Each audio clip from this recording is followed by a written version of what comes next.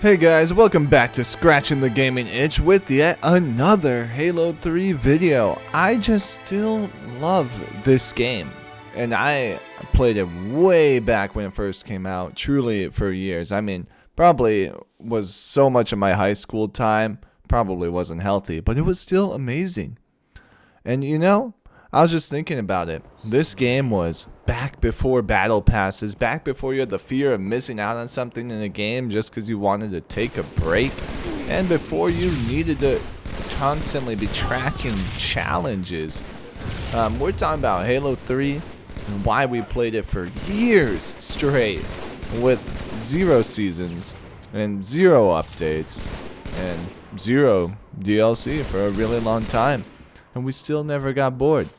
Let's do it. So, this is 2007. Your Xbox is probably too noisy. Your TV's super loud. You're still using maybe the yellow, white, red cords to plug into your TV.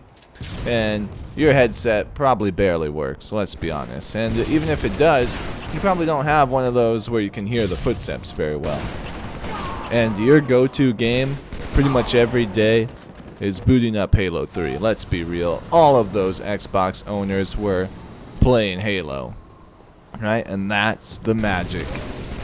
We all got on, all of our friends, and just hung out together, playing Halo together. The social side probably was the biggest hook for Halo, and why we kept on going back. My games didn't need a reward track. We just played it because everyone was playing it there. You'd see people online and instantly get a few friends together, maybe even a lot of friends together for those custom games, and some people, of course, sleeping. Right? And the game itself was actually fun. Right? There was that social glue that was the real engine. With the party chats, the lobbies, the custom games, the forge, but you were hanging out in Halo. And the gameplay just helped keep you there. There was no session, no daily login, just a call to your friend. Hey, you getting on? Yeah, and then you're all on playing for hours on end. And then the reason why we stuck around was it was pretty simple. Right? It was something easy that you don't have to think about. You're just there to hang out with the bros in a sense. When you turned to Halo 3, you had only a couple decisions, right? Like, should we play matchmaking today? Should we do some customs? Or should we play some campaign? Do we want to play with BRs? Do we want to use ARs? Are we going to sweat and go out in those MLG modes? Or are we going to play Duck Hunt? Right? No store pages were hounding us. No bundles to buy. No timers saying, hey, you're going to miss this amazing skin if you don't play this mode right now. None of that, right? You just played because you felt like playing. The simplicity made every single time you got on just this low pressure thing just to hang out with friends in a nutshell. And the gameplay loop, it was really good. I don't think any game will ever get perfect, but Halo 3 was amazing to me. The time to kill was long enough to be a skillful thing. Every map had its own personality and was pretty good. Weapons just all had a good feeling, and let's be honest, kill cams weren't there, so we could lie about how we died. So we could have a good time with our friends and just say honestly that it was always so-and-so's fault on the enemy team, or wow, that wasn't fair. Even I don't know, top tier shooters today exist, like Battlefield 6, Arc Raiders, but Halo 3, it just had that one more game mentality. Win or lose, you just kept going back in. Unlike some modern games, it didn't feel like there was a need for this constant content. The game was a sandbox, and that sandbox was the content.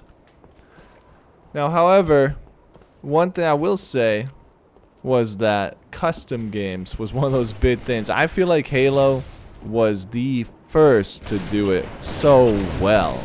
Because custom games, I remember that's where just you made some friendships and ruined some friendships.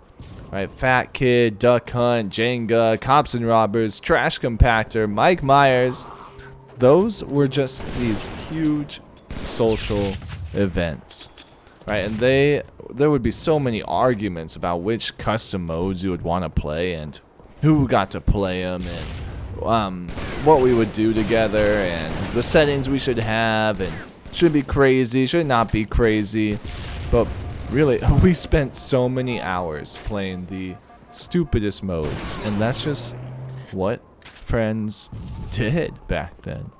And nowadays, there's just so many games to pick from. It feels like, even in my friends groups right now, that we all have so many different games to play that we don't play as much together.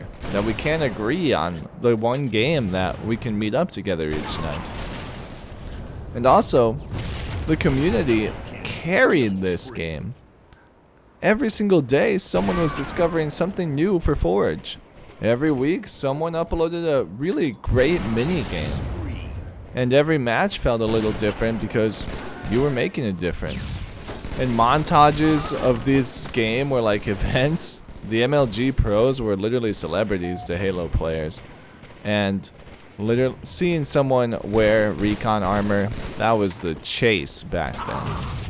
People have forgotten that.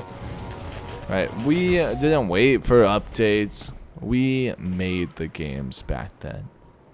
But look, I know modern games are not bad. I'm not trying to say that.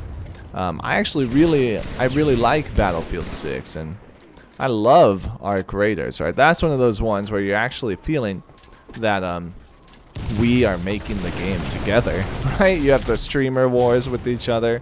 You have all of these player interactions. That's what's making games so good. That's why Arc Raiders feels different. That games may be bigger today, they may have more update than ever, but Halo 3 didn't need that. All it needed was us, right? The gamers. This isn't about like the old games are the best games and the new games are terrible.